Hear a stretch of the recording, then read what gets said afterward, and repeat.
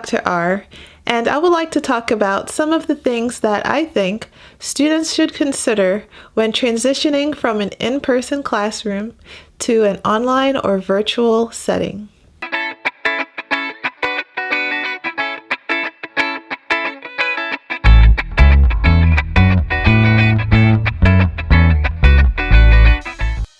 Going online or going to a virtual classroom is much different than an in-person class.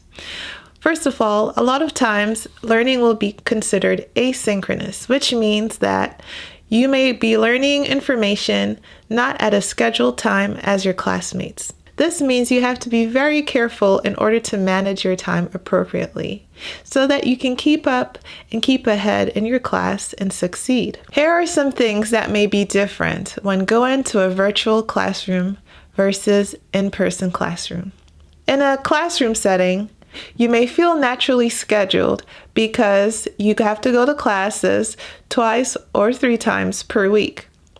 Learning is more independent in the virtual setting. Therefore, you have to manage your time well, create a schedule to ensure that you are keeping up with the information that is needed for you to complete assignments efficiently, as well as study in time for your exams and quizzes. Asking questions. In a classroom setting, to ask a question, all you would do is raise your hand. But in a virtual classroom, that looks very different. You may have to click a button in order to raise your hand or put a message in a chat, and that's okay. It's a different setup, but you can still get your teacher's attention and share information with your classmates that will also contribute to the lecture. Whether you're in the classroom or online, it's always a good idea to participate in class.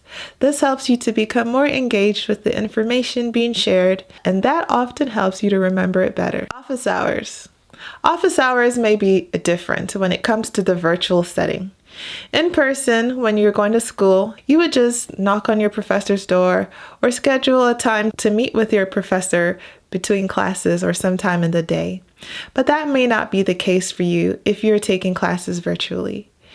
You may have to use email more often. You may also ask your professor if they have a Zoom or a virtual office setup where they may be able to do a video chat with you. Yes, it may be different than meeting in person, but still try to meet with your professor as often as you would in person to build a relationship and get clarification for any assignments or questions you may have. Turn in assignments. Turn-in assignments may be quite different in a virtual setting versus in classroom. You won't be able to print out your assignments anymore and hand them into your professor. Instead, you'll have to submit everything virtually. So be sure to know your different types of file formats. When it comes to submitting a written document, PDF is a very good format for that. Of course, Word document works very well, but sometimes if you are using the iOS system, the Pages extension may not be readable by all computers. If you're taking pictures to upload for an assignment, be sure to use good lighting on a flat surface. Try not to have any shadows so that your picture comes out clear as if it was scanned if you're not able to scan it. It may be hard to keep up with all the dates for the assignments, but if you make a schedule, you will know when each assignment is due and you'll be able to turn them in on time or even early. One concern that some may have with learning online versus in person is that you may not get as much information. I'd like to think that's not true. As a professor, I've prepared even more information to ensure that my students are learning well. So when you go into the virtual classroom, ask your professor and look for the resources provided by your professor that will help to assist in your learning. And remember, you're not alone. You can ask your professor for help. That's what they're there for. Hands-on learning. The hands-on approach is often integrated into learning where applicable. But this is not as easy when you go into the virtual classroom. What is the substitute or something that is similar enough to help you learn if you're more hands-on, like I am? If your professor does not already suggest things that you can do at home in order to increase your learning through a hands-on approach, you can, on your own, search the internet to determine what are some examples or ways that I can learn what I'm doing in a hands-on approach.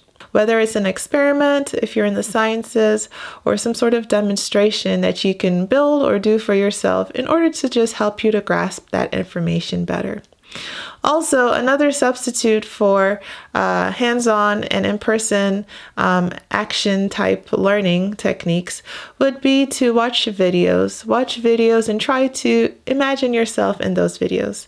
That may help you to feel like you're more a part of the learning process. Academic honesty.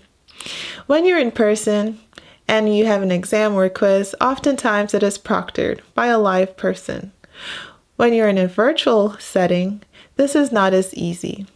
However, you should do your very best to continue to uphold high honesty standards. Still study hard, just like you would in person, and try to answer questions as honestly as possible and really test your knowledge, even if no one is watching. Last but not least, one big difference between in-classroom learning and the virtual setting is socializing.